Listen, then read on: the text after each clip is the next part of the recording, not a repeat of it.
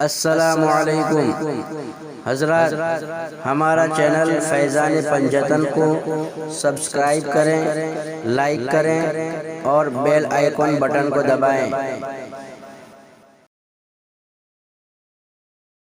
اللہ تبارک و تعالیٰ کا فرمان علی شان ہے، یا بنی آدم خذوا زینتکم عند کل مسجد وکلوا واشربوا ولا تسرفوا انہ لا یحب المسرفین۔ یہ کلام پاک کی آیت کریمہ ہے اور اس کا ترجمہ یہ ہوتا ہے کہ اے اولاد آدم، یا بنی آدم اس کا ترجمہ ہوتا ہے اے اولاد آدم، اور اگر اس کو آسان کر لیا جائے تو اس کا ترجمہ ہوتا ہے اے لوگو۔ اولاد آدم کا مطلب ہوتا ہے انسان، کیونکہ جتنے بھی انسان ہیں سب حضرت آدم علیہ السلام کی اولاد ہے۔ اس لیے اللہ تعالیٰ نے ارشاد فرمایا اے اولاد آدم اپنی زینت لو جب مسجد میں جاؤ، یعنی جب بھی تم اللہ کے گھر میں جاؤ تو ہو سکے تو اچھے کپڑے یا تو صاف ستھرے کپڑے پہن کر کے اللہ کے گھر میں جاؤ، کیونکہ ویسے بھی عبادت اچھے اور صاف ستھرے کپڑوں میں کرنی چاہیے، اور اللہ تعالیٰ کو یہ پسند بھی ہے کہ جب بھی بندہ میری بارگاہ میں آئے تو صاف ستھرے اور اچھے لباس میں آئے۔ اس لیے بہت سارے لوگوں کو آپ نے دیکھا ہوگا کہ کام کرتے ہیں اور میلے کچیلے کپڑے پہن کر کے آتے ہیں۔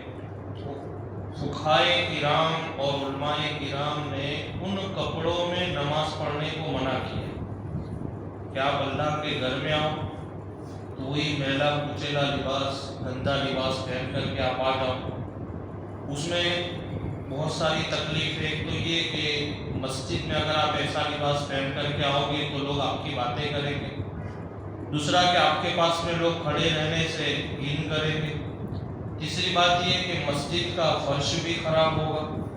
تو لہذا مسجد میں آنے کا ادب سب سے بڑا یہ ہے کہ جہاں تک ہو صاف ستھرے کپڑے پہن کر کے آنا چاہیے۔ اور بھی بہت ساری باتیں وہ انشاءاللہ آگے میں بیان کروں گا۔ اللہ تبارک و تعالیٰ ارشاد فرماتا ہے اے اولاد آدم اپنی زینت لو جب مسجد میں جاؤ، اور کھاؤ اور پیو اور حد سے نہ بڑھو، بے شک حد سے بڑھنے والے اللہ کو پسند نہیں ہے۔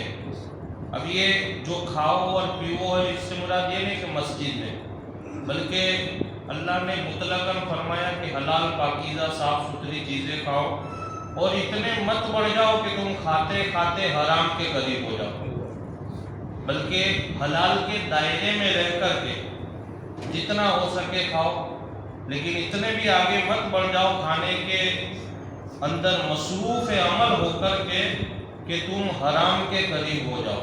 تو اللہ تعالیٰ فرماتا ہے کھاؤ اور پیو اور حد سے نہ بڑھو، خیال رکھو کہ ہمارے لیے کیا حلال ہے کیا حرام ہے، اس لیے کہ ایک لقمہ حرام کا ہماری کئی دنوں کی عبادت کو خراب کر دیتا ہے، اور ایسے بھی مال حرام اگر ہم کھاتے ہیں تو اس کا اثر اور ہمارے خون میں آتا ہے، اور ہمارے خون میں جب آتا ہے تو اس کا اثر ہماری اولاد میں آتا ہے۔ تو اس بات کا بھی ہمیں اور آپ کو خاص خیال رکھنا چاہیے۔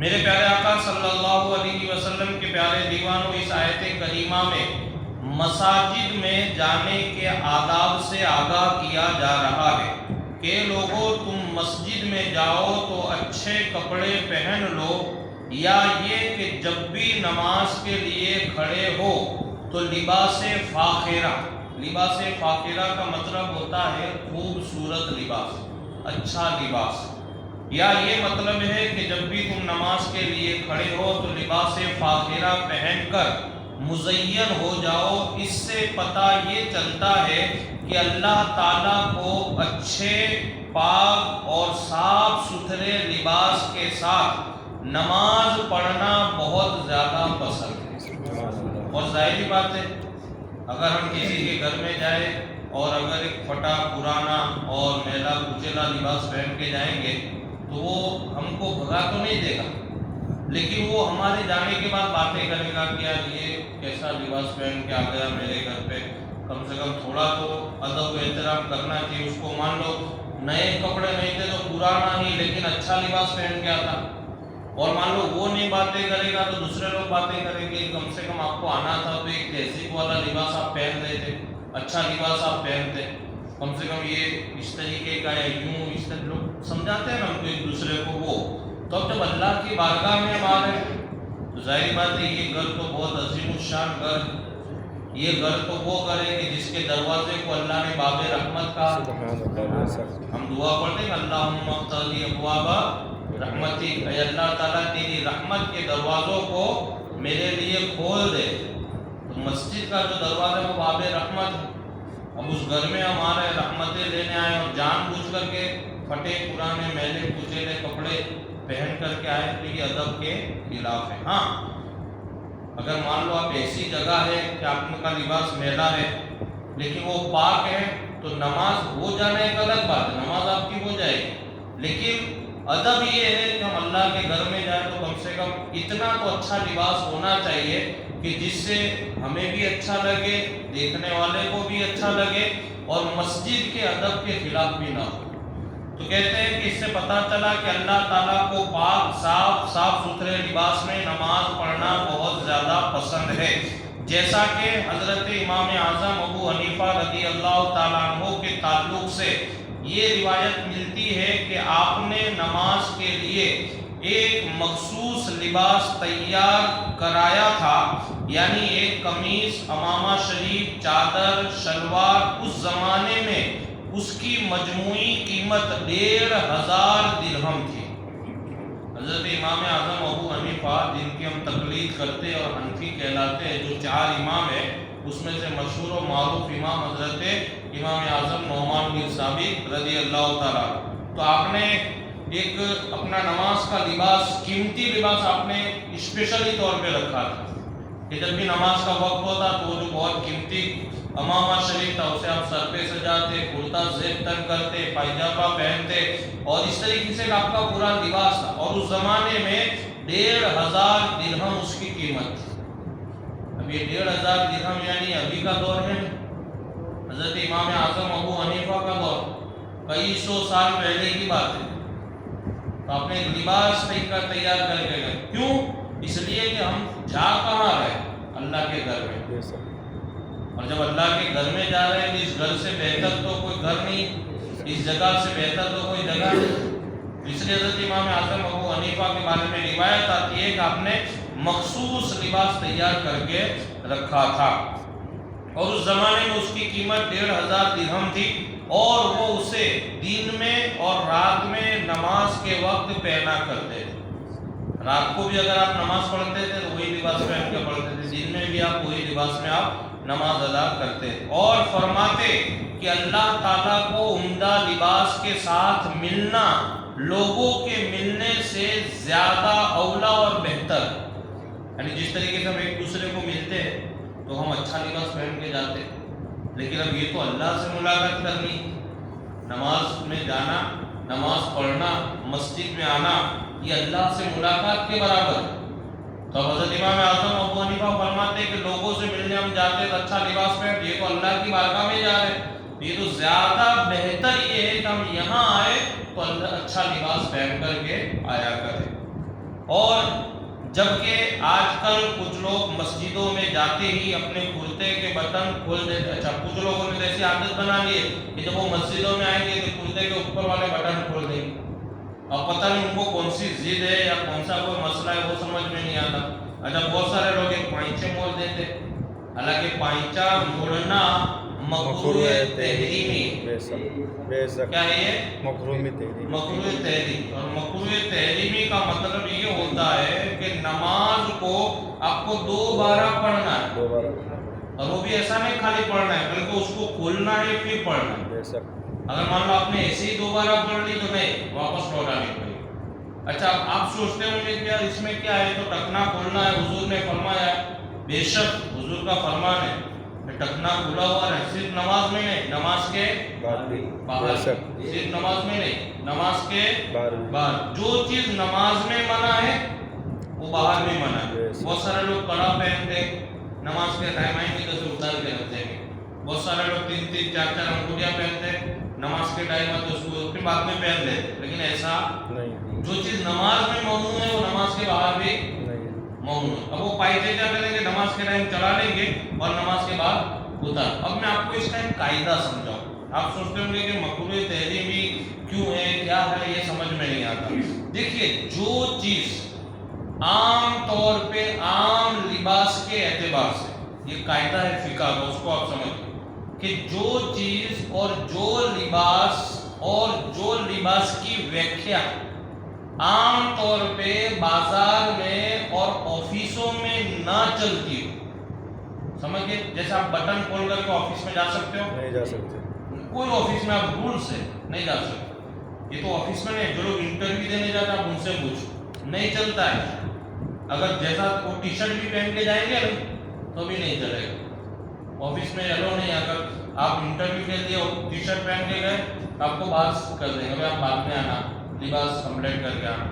تو آفس میں یا عام جگہوں پر جو دنیاوی اعتبار سے معزز اور عزت والی ہو، وہاں جو چیز لباس میں نہیں چلتی، تو جیسے آپ بٹن کھول کر کے آپ آفس وغیرہ میں نہیں جاؤ گے، یا کوئی عام راستے پہ جہاں عزت والی جگہ وہاں بٹن کھول کے آپ کھڑے نہیں رہو گے.